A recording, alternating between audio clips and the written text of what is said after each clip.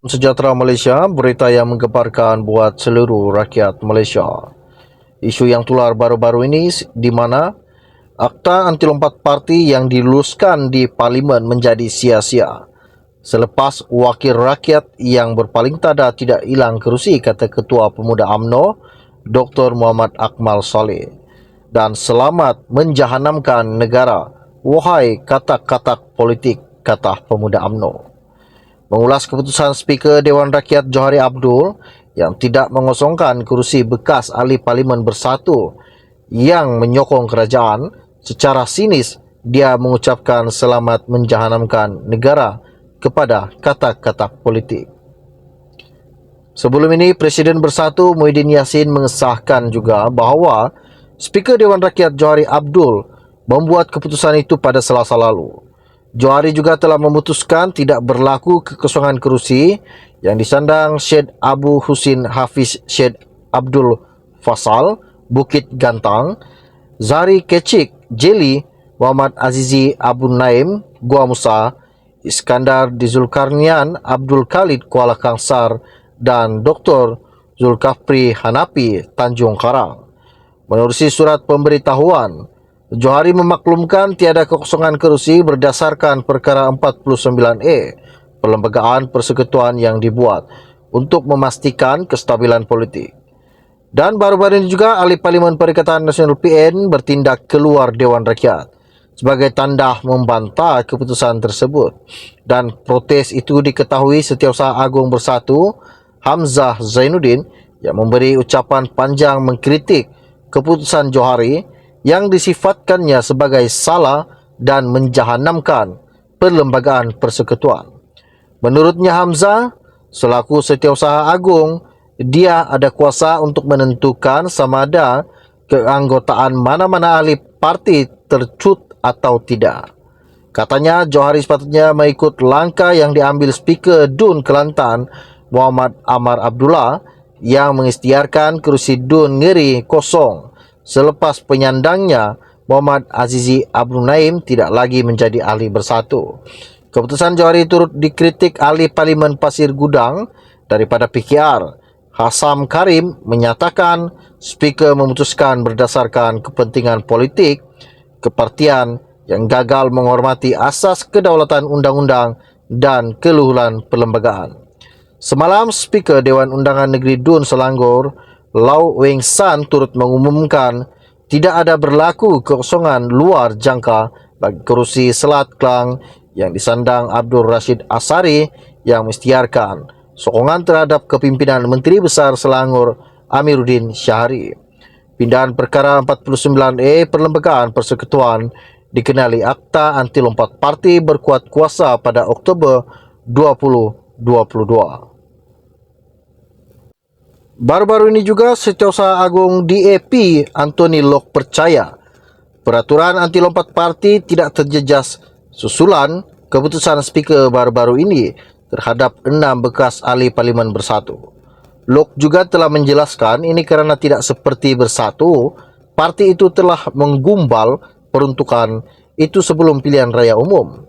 Katanya, maka semua calon yang bertanding atas tiket kita sebagai calon daripada parti DAP telah pun terikat dengan fasal dalam perlembagaan parti tersebut, iaitu sekiranya seseorang itu tidak menghindari ataupun tidak mengikut perintah apapun arahan daripada pucuk kepimpinan, maka kerusi itu akan dikosongkan melalui notis kepada Speaker. Syarat ataupun pasal itu telah pun berada dalam perlembagaan parti kita sebelum pilihan raya umum lagi.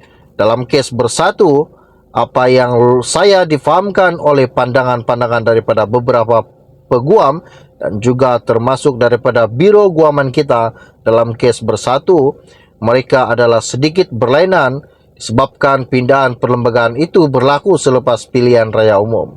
Katanya Lok pada sidang media di Parlimen baru-baru ini. Speaker Dewan Rakyat Johari Abdul juga telah menolak permintaan Bersatu untuk memecat 6 ahli Parlimen yang dilucutkan keahlian parti mereka selepas gagal mematuhi peraturan terkini.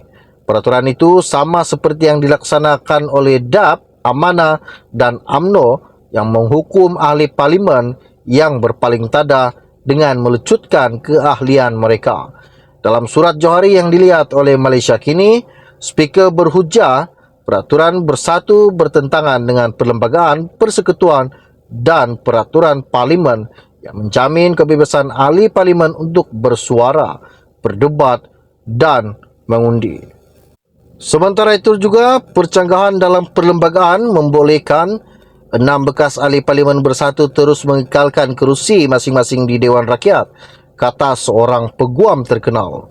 Pada masa yang sama, Muhammad Hanif Khatri Abdullah turut mempersoalkan mengapa semua 222 ahli Dewan Rakyat tidak melihat percanggahan itu sebelum meluluskan perkara 49A Perlembagaan Persekutuan 2 tahun yang lalu.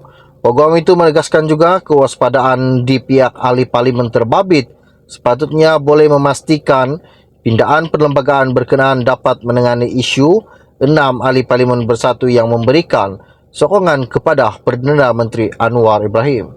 Kata peguam, ada satu sebelah susah dalam perkara 49A itu menyatakan seseorang ahli parlimen akan berhenti menjadi ahli parlimen jika dia meletakkan jawatan atau berhenti menjadi ahli bagi parti politik menjadi tiket dia bertanding dan menang dalam sesebuah pilihan raya. Bagaimanapun, menurut Hanif Khatri, dia juga menyatakan seorang ahli parlimen tidak boleh terhenti menjadi anggota Dewan semata-mata kerana dipecat daripada parti politik. Program itu juga berkata, peruntukan perlembagaan semasa menyatakan tindakan ahli parlimen sukarela meninggalkan parti akan menyebabkan dia kehilangan kerusi tersebut. Bagaimanapun, kerusi ahli parlimen terbabit tetap kekal jika tindakan tersebut menyebabkan keahliannya dipecat. Bersatu semalam menghantar pemakluman bertulis kepada Yang di-Pertua Dewan Rakyat Johari Abdul bahawa 6 ahli parlimen yang menyatakan sokongan kepada Anwar tidak lagi menjadi ahli terbabit. Seperti mana yang telah saya sampaikan kepada anda sebentar tadi, ada 6 MP yang telah melanggar peraturan-peraturan parti. Bagaimanapun, Johari juga telah membuat ketetapan kepada semua 6 ahli parlimen berkenaan kekal dengan kedudukan sedia ada kerana pindaan perlembagaan dilakukan bersatu baru-baru ini bercanggah dengan Perlembagaan Persekutuan. Itu yang dikatakan oleh Johari Abdul. Sekian info ringkas dari saya untuk anda. Kita akan berjumpa lagi. Salam jumpa dan salam kenal semua. Bye-bye.